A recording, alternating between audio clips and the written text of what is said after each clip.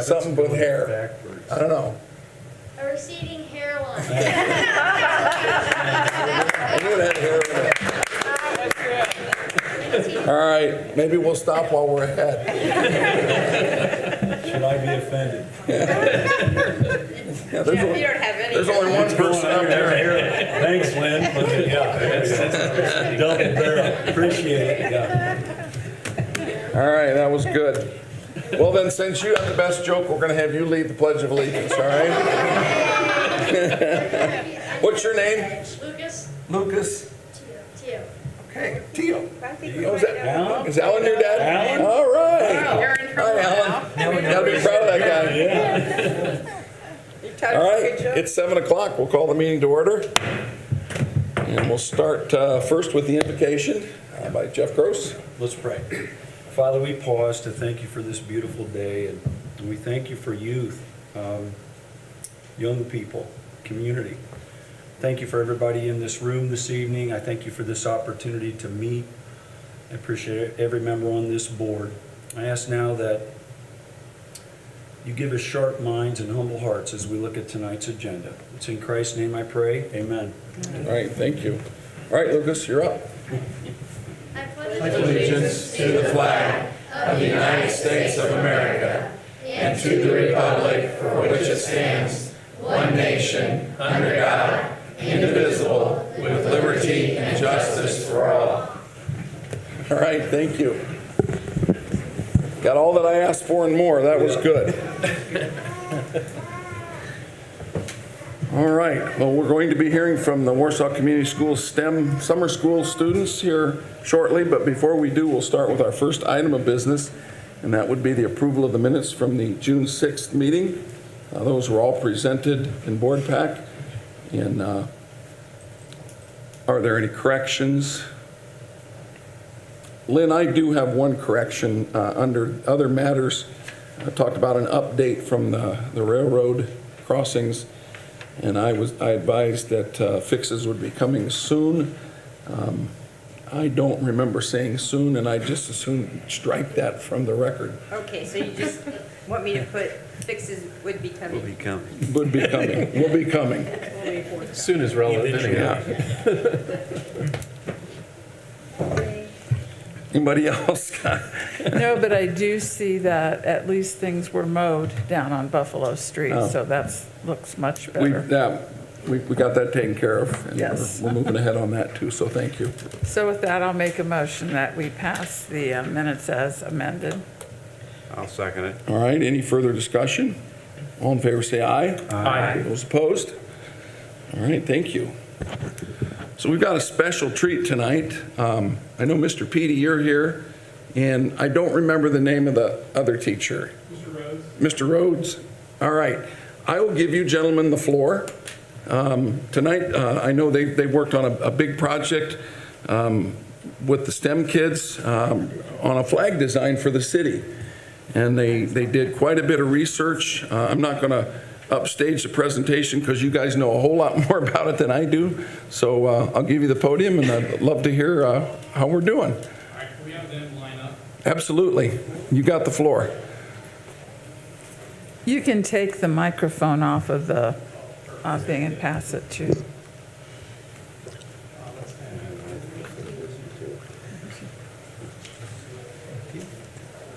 All right, thank you. Thank you. Thank you. Thank you.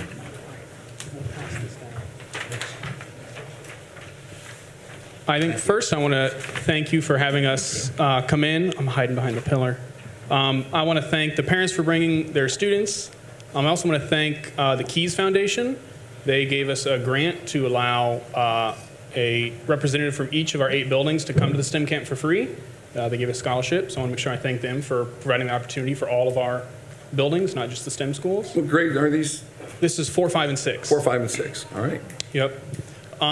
I think that this is a great example of a STEM project in Warsaw Community Schools. There's several components that we always try to include in STEM projects. A driving question. So their driving question for this project was, how do we increase civic pride in Warsaw? And we always try to include authentic data, which you'll see. We weren't using fake made-up numbers to teach math. We were using data that they collected and analyzed themselves. And we also try to have a public audience, something that is able to be seen. Mr. Peter and I both teach at Claypool. We try to really make that not just public and it's over, but something that contributes to the community at large.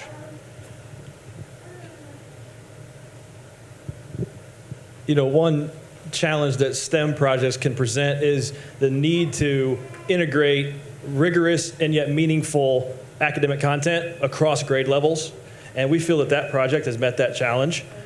We have integrated reading, writing, history, and math standards across grades 4, 5, and 6 into this project.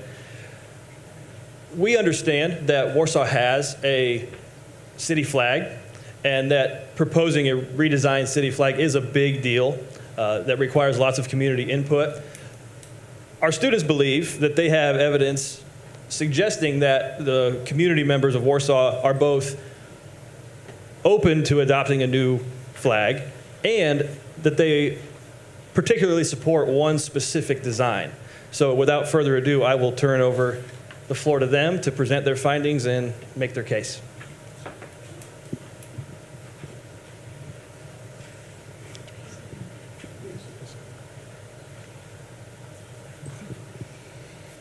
The North American Vexillology Association, NAVA, has developed 5 rules for flag designs. Number 1, keep it simple. It should be so simple a child could draw it from memory. Number 2, 2 to 3 basic colors. It is important because if we use too many colors, then it might look chaotic. 3, meaningful symbolisms. We use symbolisms that are unique to Warsaw, Indiana. 4, no lettering. This rule is one of the more important rules because if it is flapping in the wind, then you could not see it. You could not see what it says. And 5, be unique. It is important to be unique so we don't get mixed up with another town. These guidelines helped us in creating a draft for the flag that we as a class have made to become the new Warsaw City flag. When we first started the project, at the very beginning, we learned about NAVA's rules, about how to make a proper flag. After that, we all got together and made one flag each. We then noted down some things that we thought should be in the 4 finalist flags. Next, we all got together, the whole class, and made 12 flags, which we narrowed down to 4. Almost done with the process, we sent the flags out to Warsaw, and once we had collected and checked the data, we had a clear winner. We want our flag that our class made for Warsaw, Indiana to look good either way if it's turned horizontal or vertical. That is why a rule is no lettering. If we have lettering on our flag and it's turned horizontal or vertical, the people of Warsaw, Indiana will have to turn their heads to read the lettering. And that isn't good for a good-looking flag. That is why our flag looks good either way it's turned horizontal or vertical. We looked around at city flags such as Milwaukee and Chicago and elsewhere to get ideas. We noticed that most flags have the city seal on them were too detailed and confusing. Like the Milwaukee flag we have here, there's too much stuff on that one. And Chicago is simple enough for a child to draw, like he said.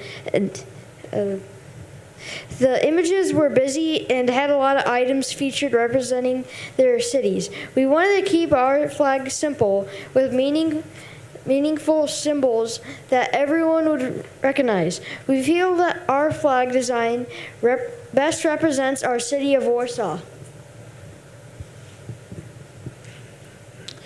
We want to know what the people of Warsaw wanted on their flag. So we sent out a survey having questions of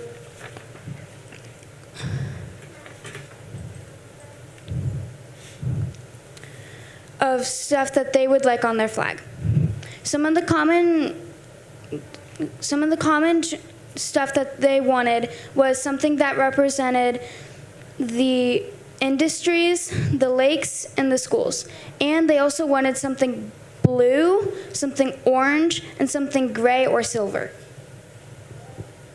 One question on the survey asked whether people support the creation of a new Warsaw City flag. About 88% said yes, and 12% said maybe, and no one said no.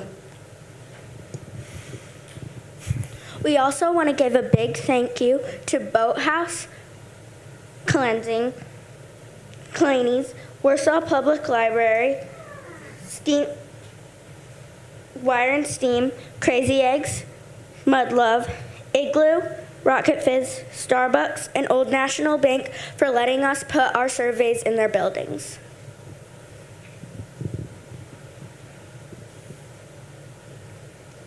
We sent out our 4 final flag designs to Warsaw Summer School students and staff, Warsaw community, and the people who originally lived here. We also put it up on social media. We got a total of 768 votes, and out of the 4 flag designs, option 2 had a majority of the votes with 52.1% of them, which is more than all of the other ones combined.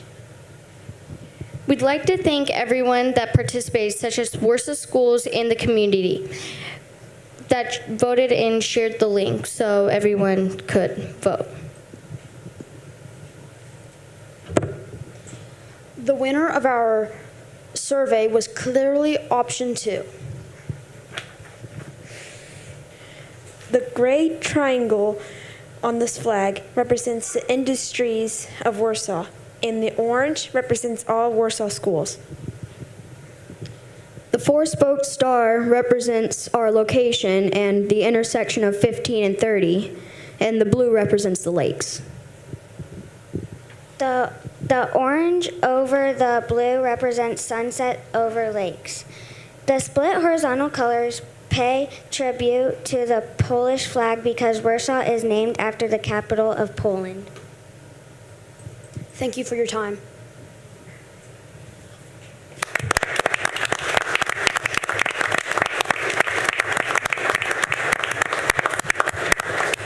Okay, they did a great job with this project. They wrote all the survey questions, they delivered them to local businesses, they collected them, they analyzed the data.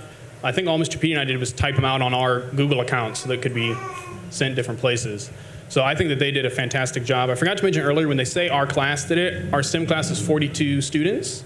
So we had hundreds of designs, and they're all designing individually, and we kept narrowing it down to send out the final vote. I know that you said you weren't planning on taking a vote tonight. That's okay. We would love it if you would, but we understand. Whenever that happens, we have been working with Blossers. They've been getting a little bit of practice with local businesses, and they're working on some order forms that Blosser said they would agree to be the supplier of flags and other decals and things that people in Warsaw would need to fly their flag proudly. Did I forget anything, Mr. Peaty? Okay. Thank you for having us come in. All right, I'll ask, that was wonderful, very persuasive. I think you guys did a great job doing your homework. You certainly took the pulse of the public. I would say that we do have a city logo, which was redesigned, Jeff, about 20 years ago. So the logo itself has been around for a while, but I don't believe we actually have a city flag. Now, I will tell you, the flag back in the corner is from Warsaw, Poland. And I'm not sure how that was designed. It looks more like a coat of arms, if you will. I know oftentimes that's on flags, but I really like that you guys dug into the study of flags. I know South Bend just did a flag about 5 years ago. So it's a very interesting proposition. I didn't feel it was appropriate to vote just yet, but I think what you've done is you've given council members here, who we're going to ask you questions in just a moment, something to really think about. And if we feel like this is, we want to take that next step, we're going to potentially do that. So any comments or questions from our council? Were you guys happy with the number of people that voted? Yeah, I know I voted. It was fun to look at them and think about them, so, yeah. And this was a pretty quick turnaround. Our class is only 3 weeks long, and we have other projects going on at the same time. So we would start this one, design the surveys, all that, sent those out, and then started another project, and we've been coming back to this one when need be. So they've done a great job with that, too. I've got a question. I'm a little bit curious about, you say that it pays tribute to the Polish flag. I was wondering how's that connection made, other than Warsaw, Poland, Warsaw, Indiana, Thaddeus Kosciuszko? How does that design make that connection? They've got an answer. The Polish people actually founded Warsaw, so that's why we paid some tribute to Poland. We paid tribute to the Polish city of Warsaw's flag by adding how the orange goes over the blue, like Okay. how on the Polish flag it's just two colors and one is straight over the next. And does Poland have something like that too that we are connecting with? The Polish flag, we looked up, that was part of their research, is Poland and Warsaw, Poland. Right. And what they found is the city of Warsaw, Poland, and Poland have very similar flags. I think it's a white top and a red bottom, and that's it. It is. And I think the Warsaw, Poland flag is a yellow top and a red bottom, and that's it. They're pretty much on it. So when we were designing this one, the class said, hey, let's try that, this on top of that, but then we're going to add other things on top of it. So that's what they meant by the top and the bottom, the split colors, is what pays tribute to that. Yeah. And I'd be remiss if I didn't say that my wife's Polish grandmother makes sure and corrects me every time I say Kosciuszko. It's Kosciuszko.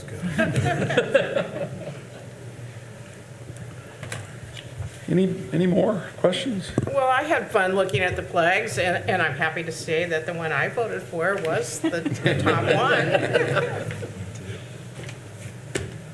I took mine home and showed my wife, and she is very impressed with what you young people have done. She thought this was really neat. All right. Anybody else? Well, thank you all for spending the time with us tonight. I know it took away from a nice evening, and you came in and educated all of us. And I, like I said, I think there was a lot of thought behind what you did. Your presentation couldn't have been better, and I think that'll give us certainly something to consider. So thanks, Mr. Petey, and thank you very much. Thank you.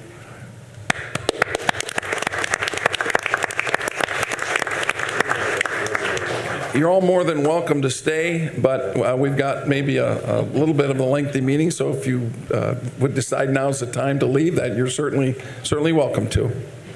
Thank you all. All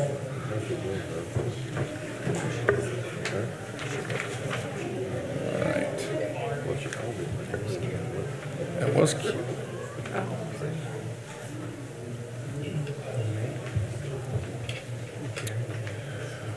All right. Let's move ahead. Lynn, you've presented the May Fund report. Anything of note in that? No, I don't have anything to note. Any questions? All right. Well, there's certainly no unfinished business, so we'll move into new business. Tonight, we've got a couple requests to come back to council from our ARPA budget, and the first one is a presentation by Sherry Searles at Launchpad. Sherry and the Chamber have been working hard looking at affordable childcare as a very important component to supporting the workforce in this community. I think they've learned how difficult it is to navigate those waters with costs and with regulations, and both state and local. To that end, I will make a note that the City of Warsaw will be entertaining some zoning changes to try and make this a little bit easier task for them as they look at residential type of facilities that may not be subject to some of the more expensive and I would say onerous regulations set down by the state. I'm sure Sherry will have something to say about that as well. But working with Launchpad, I know they've worked with a local company as kind of a pilot project to create opportunity for child care for their employees. I solicited from Launchpad a program they could administer to improve that affordable child care opportunity in the city. And they presented several things to me. Most of them were programs and projects that dealt with the operations side of these projects, but the one project in particular that I felt would be most appropriate would be a grant to help support a capital improvement to get this done. So it wouldn't take care of the day-to-day operations, but it would be more of a foundational type of grant to establish some specific child care seats at a certain industrial organization. So I'm going to have Sherry talk about that. Again, the 5 options that they've considered, I think the one that I think is most appropriate and that we're going to hear about tonight is again part of what you all had appropriated in ARPA budget to go towards some type of affordable child care solution. So Sherry and Rob, if you all want to come up and present, would be great. Thanks, Mayor. Appreciate it. I'm Rob Parker, President and CEO of the Kosciuszko Chamber of Commerce, and I know you all know that. But first and foremost, I just want to say thank you for the opportunity to at least address this, and so you can take a look at what we try to do. But I think I'd be remiss if I don't always talk about who we are as an organization. So Launchpad was formed when United Way and the Foundation and Chamber all came together and said, what is the issue that we have here with childcare? And it really comes down to a workforce issue. That's what we believe, and that's why it is housed at the Chamber. Around the state, there'll be other childcare coalitions, and I believe as of today, we are still the only one that sees it primarily as a workforce issue, trying to get more talent to work and recruit more people into our community. So that's why we took it on. And the data that kind of backs that up is on the next slide, Sherry. The state of Indiana did a bit of research and said that the cost of child care equates to $1.3 billion in direct costs to employers due to lost economic wages and inactivity. So because their children are sick, because they have to take time off, that's the amount of revenue that's lost. And when you lose that kind of revenue, obviously it impacts the state at the bottom level in tax revenue. So if we don't have enough child care seats, as you said, Mayor, then not everybody can go to work because somebody's got to stay home to watch the kids. And I didn't put it in here, but I do have slides of showing pre-pandemic where our participation in the workforce in Kosciuszko County was right around 70%, and post-pandemic we're at about 60, 64%. But with women, that is significantly lower. So that's where we're losing a lot of the participation in the workforce is in the women, and we believe that primarily it's driven because of this lack of seats, lack of high-quality child care in our community. And with that, I'm going to turn it over to Sherry, but again, just want to make sure everybody knows that this is a workforce development issue that we're addressing here at the Chamber. So, Sherry. Thank you. Before we talk about the specific opportunity for the funds, I wanted to just say a few things about some of the work that we've been doing breaking down barriers, and specifically to thank you for the recent zoning ordinance that was changed so that we can open additional programs in districts or zoning districts that perhaps were off the table before. So we really appreciate that. And zoning, both in city and county, has been something that we have been working to be able to open that up. We know that programs are looking at places, and we know what the housing market is like, and so it's been really helpful to have some of these zoning ordinances changed. At Launchpad, we work very closely with our providers, and we are looking at what is causing some of the issues that we've had. We have had 7 programs close in 5 years before we started in 2018. And so there have been many barriers that we have addressed. One of those specifically is just fingerprinting. There's been a statewide shortage of places to get fingerprinted, and a child care worker has to get printed before they can begin work and every 3 years thereafter. There was no place for them to do that unless they would drive to Fort Wayne or South Bend. So we now have fingerprinting offered at the chamber office, and that enables our staff of our local programs to get that done in a timely manner. And then another barrier that we worked on that you see in the picture there was a House Bill 1318, that we were able to author with Representative Craig Snow. And this helps our local school districts to be able to expand their child care options. Most of our school districts in the county were really looking at how they can attract or retain their workforce, and so they want to provide child care for the teachers and staff. And there were some restrictions that the state was imposing that prohibited the schools from expanding, and this House bill that was passed unanimously and comes into effect on July 1st will allow schools to expand. So that's just some of the barriers that we've been working on. Just like you to take a look at some of the data that we have.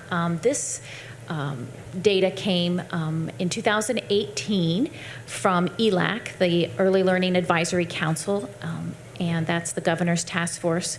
And in 2018, we knew that there were about 3,000 children under the age of 5 that needed care. And we also knew that there were about 1,200 known programs or known seats. And so in that 1,200, we're looking at programs that the state regulates. It could be a licensed home, it could be school-based, church-based, center-based. And so you can see there by doing the math that we were short about 1,800 seats. We're not only looking at building capacity, but we want our capacity to be high quality. And the state has a rating system called Paths to Quality. And in order for a program to be considered high quality, they need to be rated at a level 3 or 4. And in 2018, only 356 of our seats were considered high quality according to that rating scale. So currently, after about 4 years of work, the children under the age of 5 that need care, that's gone up a little bit. And so have the number of known seats. And so currently we have a little over 1,300 seats, and with the programs that are currently working on expanding and intend to open in August, we will have 1,545 seats. This issue is kind of like eating an elephant. It's just one bite at a time, one more program, one more classroom. And that's how we are able to build the capacity. And so this was declining when we started in 2018. So we're just thrilled that we've been able to help sustain the programs that are currently in place, help them to increase, and help new programs to open. And then you can also see there at the bottom that the high quality seats have also grown over the last few years. And that brings us to the opportunity that we now have before us with the Arpa Funds. And so having worked with businesses over the last couple of years, what we would like to do with those funds is to make a 25% investment in the business for startup costs not to exceed $100,000. We will require that the businesses have at least 50 employees and that they provide at least 12 seats. So if they choose to open a licensed childcare home, they could have 12 to 16 seats, all the way up to a licensed center, which could have as many seats as they choose. So that's what we would like to offer to our local businesses, that opportunity. The mayor alluded to one business that we're already working with, and that's IMD. And so with their investment in the current property that they've purchased, that would take about $90,000, I believe. Is that right, Rob? That would be the investment. The investment would be $90,000, and they're investing about $400,000 in that property. We will be monitoring these funds, so they'll be distributed over 4 years with some guidelines in place to make sure that they are current with state regulations, that their capacity is where it needs to be, and also we are requiring that they would be at least a level 3 on the paths to quality, so that we're not just building capacity, but that we are building high quality capacity.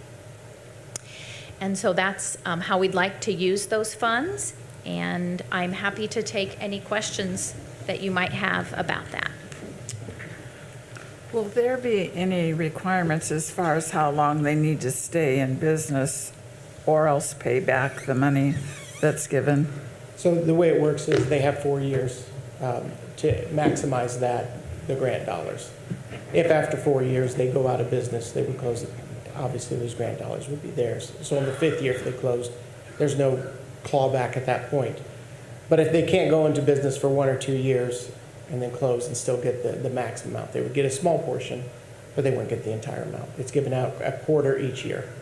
Okay. So it's given out over 4 years. Again, making sure that they meet the requirements and the guidelines we've set forth. There's a lot of expense, not just in the purchase of the building, which I know once you own a building, you probably could sell it for what you got it for. But there's a lot of expense in creating it for a child care home, making it safe and making it a great place to learn, and creating parking and securing the back lot. And that's really what this investment does. It's not, they're not going to make money on this. They're doing it so that they can minimize some of the risk and hopefully bring in more talent to their business. And we do have a couple others that are actively engaged in pursuing this kind of opportunity as well. And hopefully, if it goes well, we want to see this fund grow, not necessarily from the city, but from other donors and other funding opportunities. Well, I just think it's terribly important. I know I've had the opportunity to talk to a lot of people in situations where the wife has elected to stay home because either the cost of the child care that's available or the lack of child care has just made that decision for the family. And, you know, we want to see some of these women get back into the workforce. A couple questions on the nuts and bolts here. You referenced 25%, so what you're going to do is create a grant for 25% of their total costs, their capital expenditures. But in the agreement, it says 30% here. So I mean, 25% is fine. I just want to point that out. Yeah, there's some, and I don't know how we should word it, but there's obviously some overhead that we need to make sure we're covering because we're monitoring the fund and make sure that it's going the right way. So however we need to change that, we can do it. But if you need us to call out exactly what the administration fee is. I hadn't even contemplated that, quite frankly. Yeah. The other thing, you did list a cap in here, I think $100,000. That's correct. And I don't see that in the agreement unless I overlooked it. I can't remember. I don't see it either. We can certainly add that Yeah. wording to the agreement.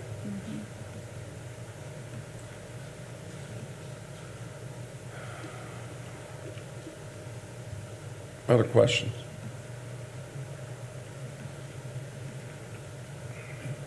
So it sounds to me like you're trying to target similar concepts to what IMD did, or is this eventually something where you want to try to get a large scale, I'm not sure what you called it earlier, but center where there can be, hundreds of seats or more.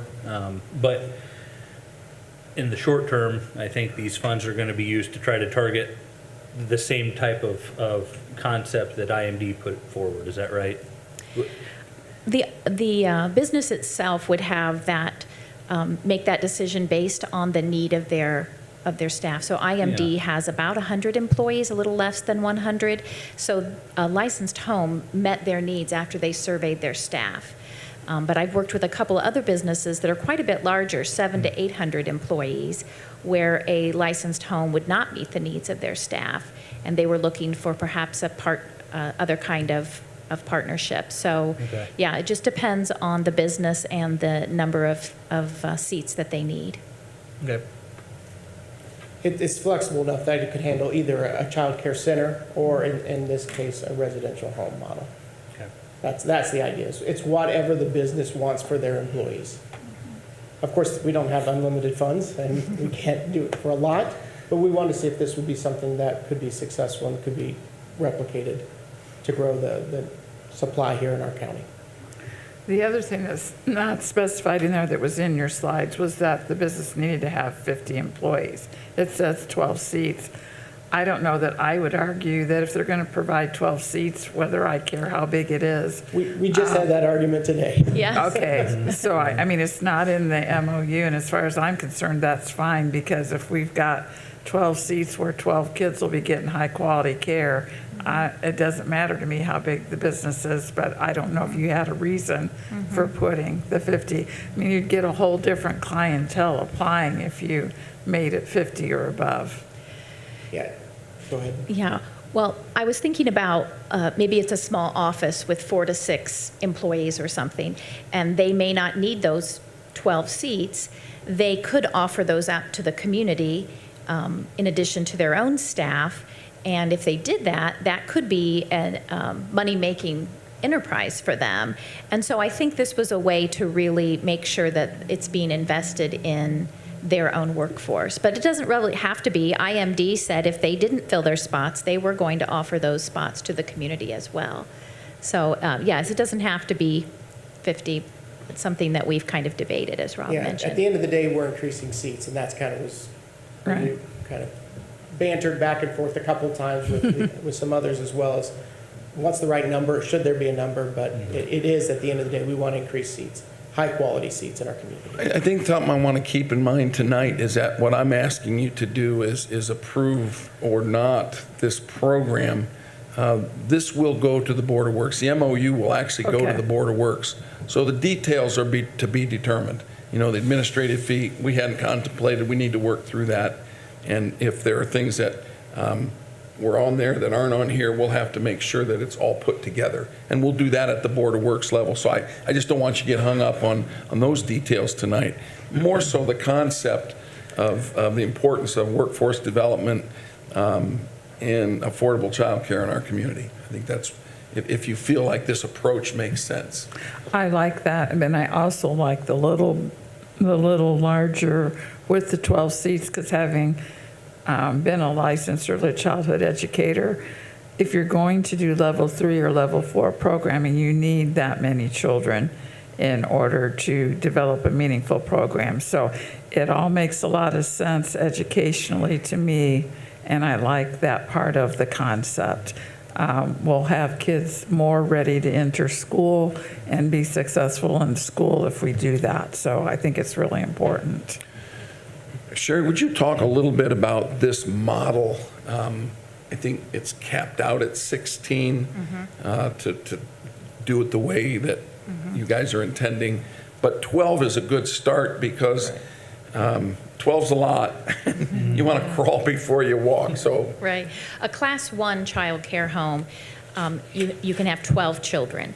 After you've been open for a year and maintained your license, then you have the option to apply for a Class 2 home, which is up to 16 children. You have to add some additional fire safety and a few other regulations and add staff, of course. But then there's the option, if they have the square footage in the home, of becoming a Class 2. One question I had to maybe try and stretch these dollars, if you will, would you offer up to 30%, or would it be a 30% grant? Up to. Up to, so you all can have the discretion. We have discretion. Yeah. Yes. And that, I think, needs to be. Absolutely. The words up to need to be put in there as well. Yeah.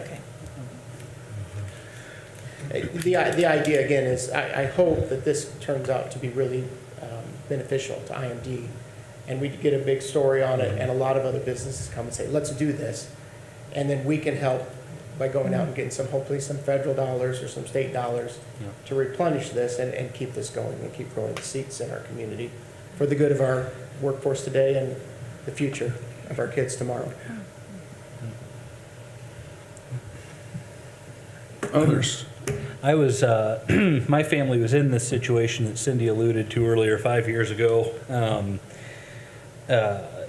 We saved money by having my wife stay home at work and not go to work, which is, when I sat down and looked at the piece of paper, I couldn't actually believe it. I said, we make more money by having you stay home, which unbelievable. So if we were in that situation, I'm sure other families were as well. And a lot of the factors that went into ours was the amount of money she'd be paying in gas and the cost. We did have child care option, but it was very, very expensive. So I fully support this. I think it's an excellent program. Hopefully it will pick up a lot more momentum. I'm glad that there was somebody that was willing to be the pioneer, kind of jump in, and that you're willing to work with them and help them. And hopefully that will then lead to a lot of people not have to get out the pen and paper and do the math and say, oh boy, So I'm fully in support of this. And I would make a motion that we approve the memorandum of understanding as presented. All right, Josh. I would like to second that. All right. Further discussion. I had one question. Is part of this model that if we support this and industry develops these successful child care opportunities, does the industry subsidize a portion of that cost to the employee? Well, that's up to them. I know in IMD's case, the leadership there has determined we do not want our employees to pay more than X amount of money. They're working with a high-quality provider out of Allen County, Early Childhood Alliance, and the cost is going to be a little higher than Mr. Spiker wants his employees to pay, so he is also subsidizing the care that the employees will receive at his program. It's a big deal. It's a big deal. Justin and I went with Muriel from IMD and visited two, one in Plymouth and one in South Bend, that were similar to this. They were kind of residence-based, and they both did a great job, and they really filled a niche, and they were both very successful. So the program has really grown, as far as I'm concerned, in that it is probably one of the best ways for a community our size to skin this very difficult problem. And Josh, as you alluded to, it's just got to make sense. It's got to make sense, or mom stays home. Mm-hmm. So, all right, so we've got a motion and a second. Is there any further discussion? All right, all in favor say aye. Aye. Those opposed? All right, we'll get together with the MOU and dial it in a bit, and then take it to the Board of Works. And thank you very much for a great presentation. Thank you. And congratulations, Sherry was named to the Governor's Council on Early Educational Development. Is that correct? That's right. Early Learning Advisory Council. Great. And my seat is specifically tied to business, so hopefully we can get more funds for. Yeah, well, congratulations on Thank that. Rob, thank you. You guys are doing a great job. That is a really big deal. So, Yep, you bet it it's going to is. serve us well in our community. So, All right, thank you all. Thank you very much. All right, Item 2, Jeremy, you've been patient. You've sat through a flag discussion and a babysitting discussion, and now it's time to talk about annexation. How did he vote? Thanks, Sherry. Yeah. Your shirt looks kind of like the flag. He wore that on purpose. I saw the flag beforehand. So. All right. Yeah, we've done this a few times now. You should be pros at it, right? So we've got tonight we have a public hearing for the ordinance, but prior to that we have the resolution. The resolution is basically just a fiscal plan, which is attached to the back of the resolution and goes through what the cost of the annexation is to the city, what the impact is on the other taxing agencies and so forth. Obviously, like the last one, this is just a one-lot subdivision. Their septic has failed. There's sanitary sewer across the street. That sanitary sewer line is the line that runs up 225 East and services all those homes up there. So it was available to them to tie on to if they so choose to do. I offered that opportunity to them, and they thought that that was a great idea, so they are requesting to be annexed. There's not a whole lot of cost to the city, obviously, other than we would take over that small portion, but I didn't really quantify what that is because the actual road itself is so small. It'd be hard to put a dollar amount on.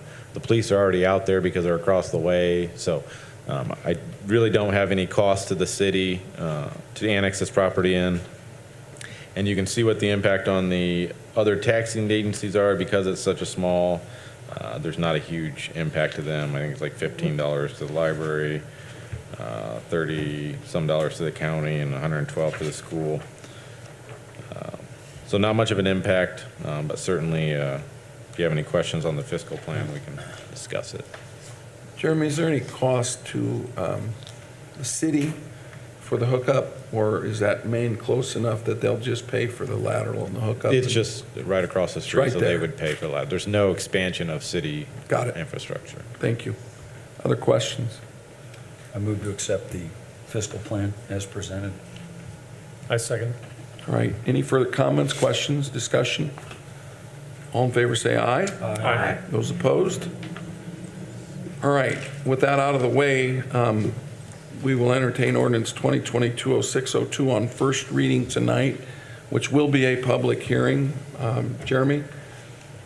So it was advertised as a public hearing. You have the ordinance, this will be the first reading, so after you would approve it tonight, I would come back on July 5th for a second reading, after which it would be advertised in the paper and then recorded at the county. But it is a public hearing, so you do have to open it up to the public.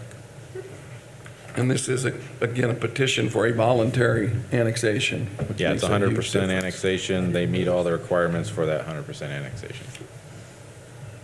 Questions of Jeremy before we open it up?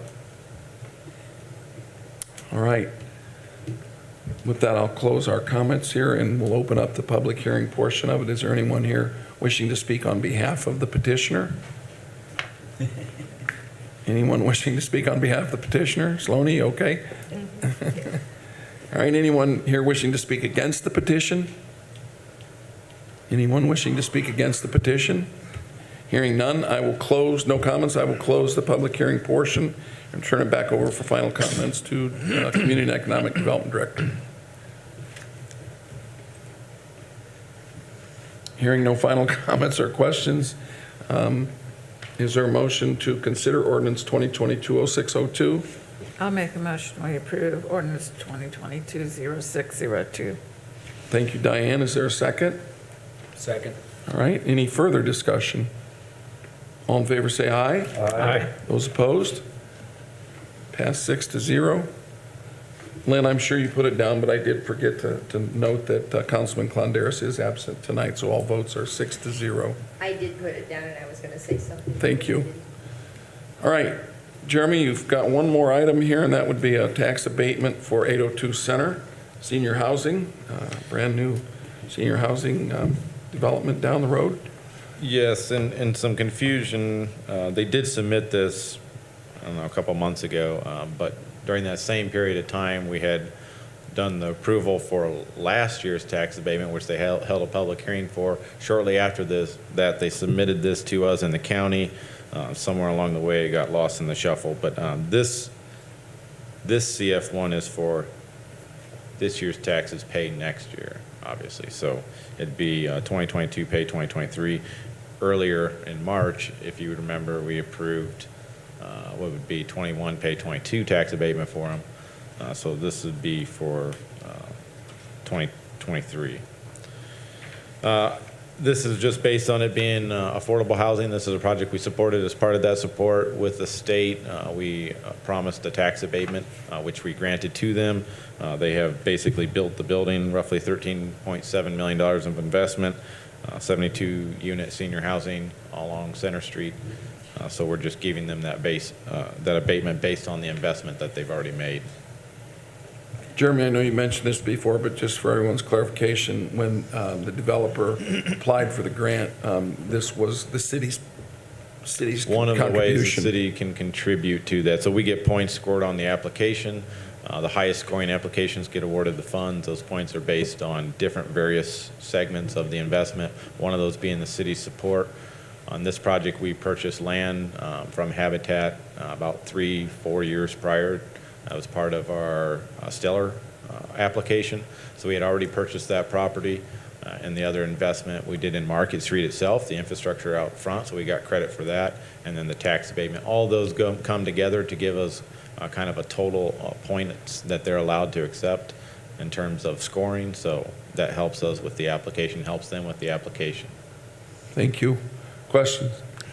The one that we voted on earlier was the partial assessment, and this one tonight would be the full assessment. Is that? Presumably, yes. I mean, I'm not the assessor, Okay. but presumably I would think that they were done. So I think they are pretty mostly done. So it'll probably be a full assessment. Reason I brought that up is it's probably going to go beyond the 10 years, and you're going to say, well, why That's is this what I beyond the wanted 10 to years? know. Well, that's because I got Yeah. a partial assessment last year. They might even have a partial assessment this year, so they may not even have a full assessment until next year. But I think this might be a full assessment. Okay. Others? Questions? All right, hearing none, is there a motion to approve the CF1? So moved. Second. All right, any further discussion? All in favor say aye. Aye. Those opposed? All right, thanks, Jeremy, appreciate it. All right, next item would be Dustin here, way over in the corner there. Dustin's going to present a Resolution 2022-0601, which is a transfer of funds. Yeah, this is just a transfer resolution out of some street repairs and maintenance, 1101-008-360, in the amount of $150,000 into street operating supplies. Just transfers, just requests to help with the rising cost of fuel, parts, supplies, things we're buying. So it's just going to help us get by. This money is actually coming from a project that we haven't fully had engineered yet, so it's not going to happen this year. It's not a request of extra funds. It's just to help with the rising cost of supplies in general to help us get through. The main goal is to try to keep all our projects moving and not have to stop doing projects in order to cover these costs. So. Another symptom of what we've been going through on a larger scale with our large projects. I know I've started talking to department heads about their budgets, and they've got concerns about the cost of fuel next year. Same thing Dustin's talking about right now. And we've made the movement to put more of our crew cab vehicles, going out on daily jobs, just to get more employees together on the job site versus taking 2 or 3 vehicles at the same time. We're putting more flaggers on the scene on jobs just to cut down instead of leaving trucks run with the flashing lights going all day. Just trying to make a conscious effort to conserve any type of expenses we possibly can. And I mean, I will remind you that our normal gas price is well below what it's, we're very fortunate to be able to negotiate for that. But again, we anticipate next year that we're not going to have what we've got this year. Anything else, Dustin? No, if any questions, I'll answer as best I can. But that's pretty much it. I would move to approve Resolution 2022-06-01. Thank you, Cindy. Is there a second? I'll second it. All right, thanks, Jack. Any further discussions or questions? All in favor, say aye. Aye. Those opposed? Passed 6-0. Thank you. And this final item tonight, again, was an ARPA request for an emergency streetlight replacement. This is something that we discovered in October. We worked with Sternberg, with Dustin, with James Emmons, and then Aaron Ott when Aaron came on. This has been a little bit of sleuthing involved to figure out why these lights failed, and or are failing, or some are failing more than others. But we've gotten to the point where Sternberg has been very good. They sent a structural engineer to come help with the problem. And they've offered, looks to me, it's about a 38% discount on these lights as far as the cost of the materials. I did the math on the first two numbers in there. You may be able to update that a bit. What I got was right at a little over 25 with everything, is what mine, but. With the installation? No, well, I didn't factor installation in. Okay. So I just looked at the first two items, the first two poles. I probably didn't figure the accessories, if you will. So. Yeah, that probably. But it's still a very significant discount.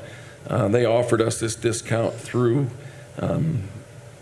you've got July 7th on here. I thought it was August, but. It is August for our order. The other one was July 7th was the, just what he put on there. If we approve this, we'll move forward with getting our order. As August 14th was the original invoice, is what he sent. You are correct. And mind you, I do want to state, when the structural engineer, they came in and they found a problem with the alloy, how these were made. They no longer make the lights in that same style. Now they're made with a powder coating on the inside to prevent this rust and stuff from happening, or corrosion, I guess you would say. But some of these lights were put in 1998. Some of them were in 2004 or 2005. So for them to come back and give us still a 25% discount after all these years is pretty incredible. So retail costs of these lights that we're going to replace all the street lights downtown, which is a total of 53 lights, and then have 5 spares of each sort while we're getting this discount. Just there's constant insurance claims and stuff if somebody hits one or there's an accident in the time frame. But the retail cost would be $522,406. With this discounted cost, it comes to $390,364. So savings there of over $132,000. So plus we've set aside $150,000 for installation. At the time that I had to put this in the packet, we did not have that installation estimate quite back yet. I feel that is a safe number, but I would rather have that in case there are foundations and other items that, unknowns that come about in the mix, which still puts us just a tick over what the retail price would be, $18,000 difference with installation and all. Dustin's done a great job. When this first came to our attention, his crew went out and they inspected every light. They graded every light as far as the corrosion. You took down how many lights, Dustin? We've taken down 4. So 4.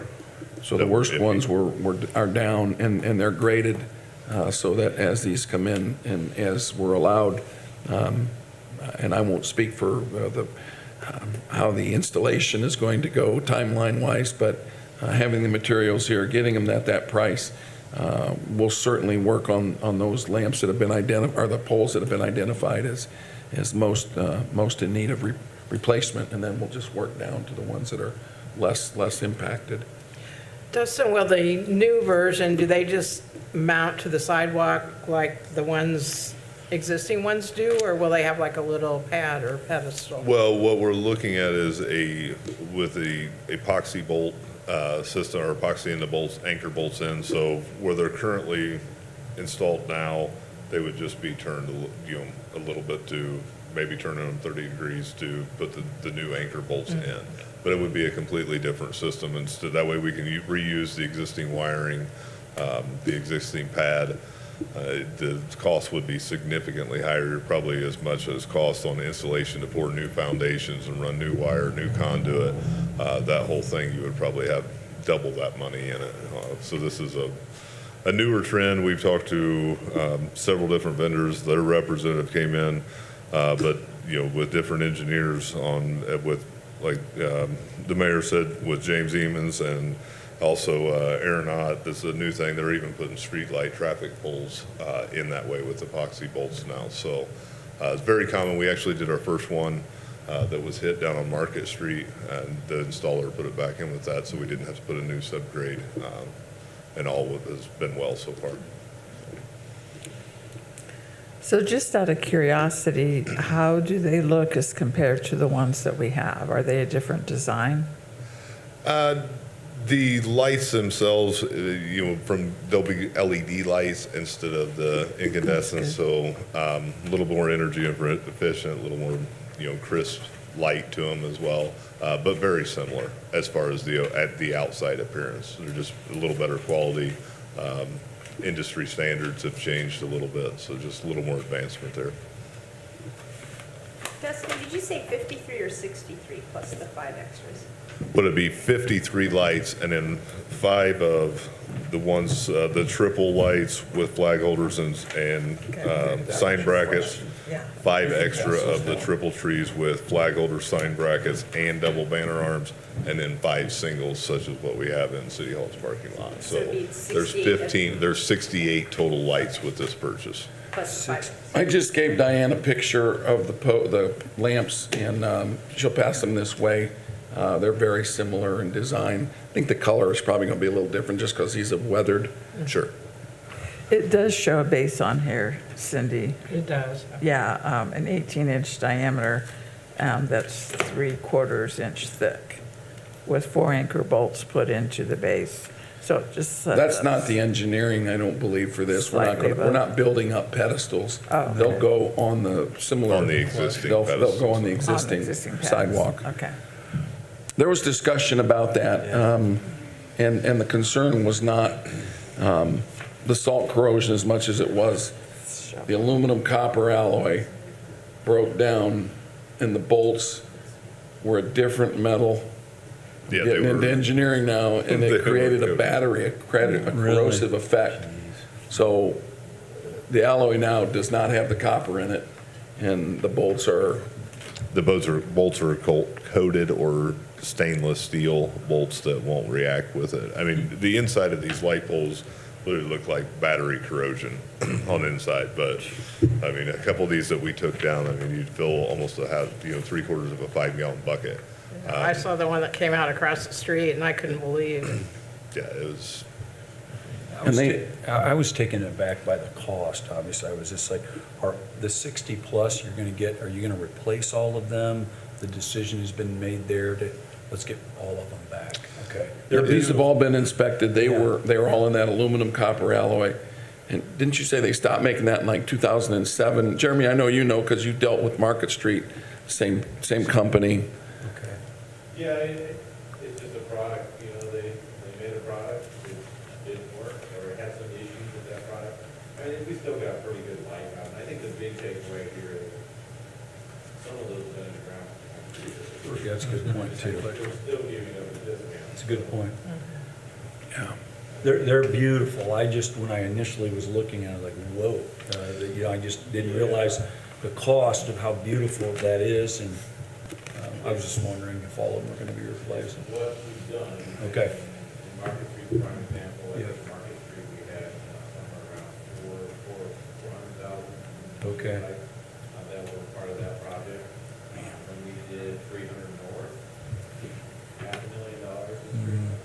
I forget, but I just was like, wow. That's one of the reasons why the school is looking at making that a walking zone, because we have the trail there that's lit. All the things that we're doing are creating that multiple mode of transportation, and lights are a part of that. The way the kind of committee the mayor put together to look at these lights was Jeremy and Justin, the city planner, were involved in, Mayor Thalmer, myself, and our city engineer. But we graded these lights on a 1 through 5 system. 1 being looking like brand new on the inside, 5 being don't lean on it, it's going to fall over. Right. But with a little more, per se details to that. But what we kind of came up with is we have very few 1s or 2s, with this time frame, especially in this downtown district. So while we're getting this 25% discount, it's probably better off. There's 53 lights downtown total. There are different criteria. We're going with flag holders and sign brackets for all the lights downtown. But in order to become with a beefier pole, as you see on there, there's several others that are right here in the heart of downtown, basically with Market Street, Buffalo, and Center Street between Lake and Main, that also have banner arms to support the different programs that may want to hang banners downtown as well, which comes with a beefier pole, and then spares for those as well, in order to kind of protect ourselves from something like this happening again in the future. As a reminder, this is very similar to our first item tonight. I'm asking for your general approval that the contract will go to the Board of Works. You all had allocated, I put in about $707,000 in the ARPA budget. This, if we stick at $150,000 or below on the install, it's going to run us about $540,000. So there's about $150,000 under what we had originally anticipated. Again, there's been a lot of work put into this because it's been a very unique situation. But I'm not going to call it an emergency situation. But as Dustin said, this needs to happen. We need to get these lights replaced. And I think with the offer that Sternberg has given us, the amount of collaboration that they've given with us, the assistance with their structural engineer, they've been a very good vendor. And I'm not hesitant to go back with them again. Any final questions or comments? I'm just happy that it came in a little less than what I was anticipating. So if there aren't any other questions, I would make a motion to move forward with purchasing the new decorative lights for the downtown district. Thank you, Cindy. Is there a second? I'll second. Second, Diane. All right. Any final questions? All in favor, say aye. Aye. Those opposed? All right, passes 6-0. Thanks, Dustin. Thanks for all your work. I know that was something that you weren't planning on doing. None of us were. Okay. I hope you've all noticed the artwork outside. The Public Arts Commission is presenting this project through, I think, the middle of October. Everything's been set, so it's creating quite a bit of buzz, and there really it's nice to have a little bit of art in the downtown for sure. Are there any options to keep some of it? Oh, I would think so. I think the murals especially. Yeah, I know. I'd hate to see that mural go down. I thought they did Yeah, a nice job. so Great. that's just my comment, my 2 cents. And I did mention, Diane, I'm glad you brought it up. I did talk to the developer on Buffalo Street, and they were there the next day taking care of the grass as well as all the landscaping. And there's other fixes that will be occurring. So Yeah, I mean, I realize they can't do anything about the, tearing down the building until they get everything done, but it looks nice now. I mean, it looks decent. Yeah. So I appreciated our friends coming and getting a chance to work with the developer on that. We had a big concert the other night. Sounds like it was a great success. got a couple more big ones planned, and don't forget our Friday night concert series. We're ordering the same weather. Yes, for sure. Yeah, bingo. Any comments or questions or other items come forward for the board? All right, with that, is there a motion to adjourn? So moved. Second. All right, thank you.